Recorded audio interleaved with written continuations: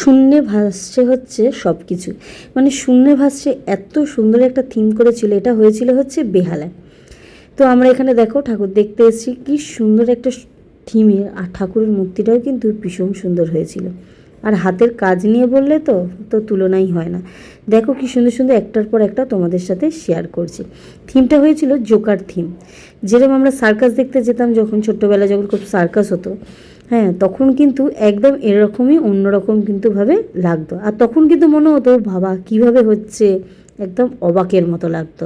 তাই এখানে রুষা রুবেলেরও কিন্তু অবাক হয়ে গেছিলো যে কীভাবে সেট আপটা তৈরি করা হয়েছে। দেখো মানে ভীষণই সুন্দর, হাতের কাজ হিসাবে যদি ধরি ভীষণই সুন্দর।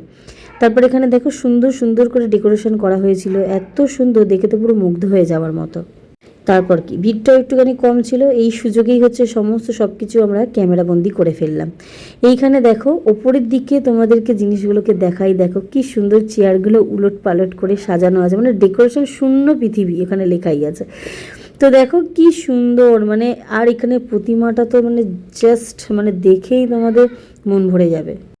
ঠাকুর দেখা হয়ে গেছে, তো আজকের জন্য এতটাই।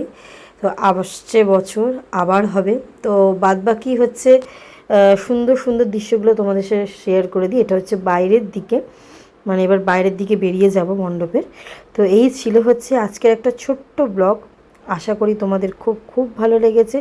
তো রুষা রুবেল আমাদের সবার তো ভীষণ ভীষণ ভালো লেগেছে, আর আশা করি তোমরা অনেকেও হয়তো এই প্যান্ডেলটা তোমরা দেখেছো। এটা বেহালায় হয়েছে।